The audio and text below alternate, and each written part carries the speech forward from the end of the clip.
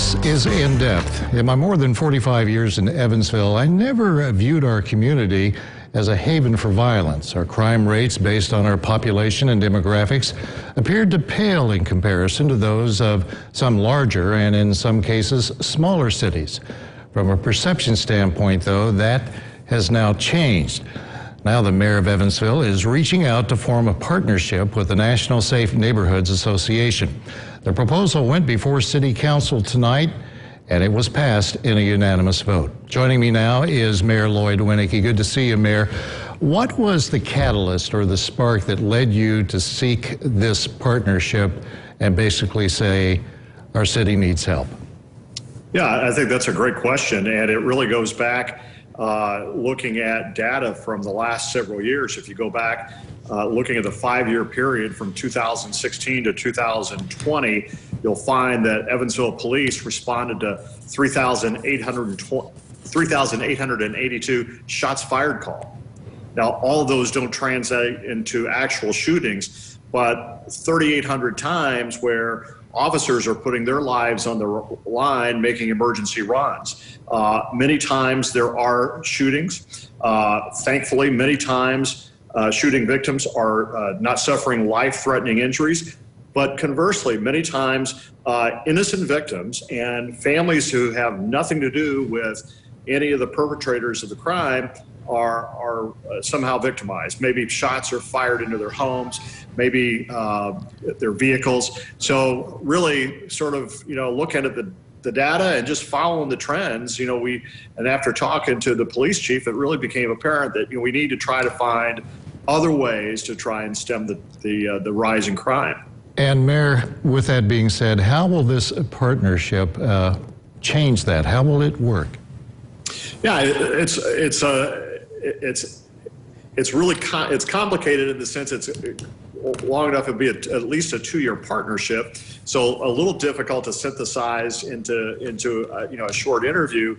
But basically, the National Network of Safe Communities will come in, and the first thing they'll do is really analyze in depth our crime data for a 3 to 5 year period.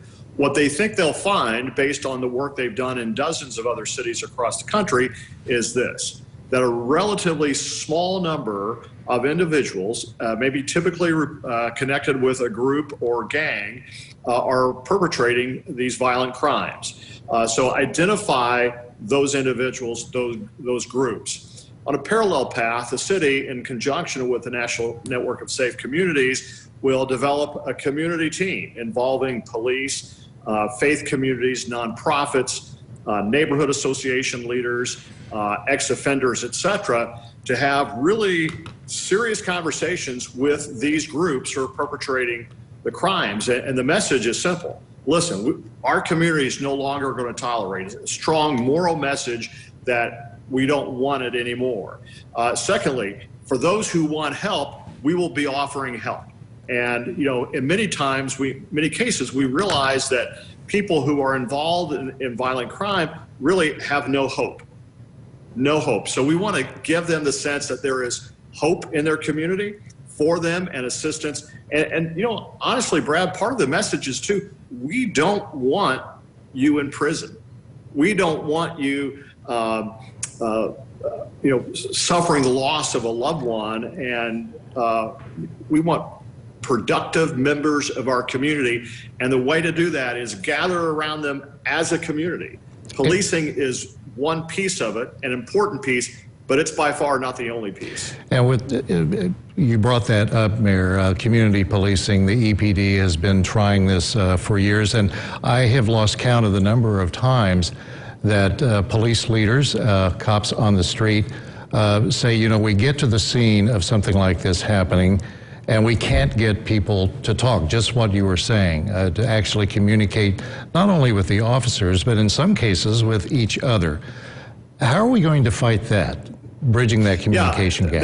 It's a serious question. And, the long and short of it is we believe this new partnership will, right now, I think many people who are involved in serious violent crime in this community and other communities are fearful of retaliation. So the idea of having these multiple conversations with people involved in crime, with strong moral leadership, moral leaders from the community saying, hey, no more, and here's what we can do to get you out of this life. We think, one, we'll see, if we really adhere to the core principles of this new approach, then we'll see a reduction in crime. And the crime that we do see, we believe will have greater participation, greater cooperation from potential witnesses. Okay, Mayor, I just got the cue from the control room. You worked as a news producer and a journalist, but capsulize this very briefly. What do you say to those young people out there who are just on the tightrope here between a good life and a tragic life? Yeah, the message is simple, Brad. We want you to be safe. We want you to live a long, healthy, prosperous life in our community. And there are groups, individuals, and many friends and neighbors in our city that want to help you lead a life of hope, love, and prosperity. Evansville Mayor Lloyd Winnecke, thanks for taking the time to talk with us tonight. Stay safe. This is, of course, a topic that I'm sure we'll have future conversations about. But again, thanks, Mayor. My pleasure. Thank you, Brad. All right.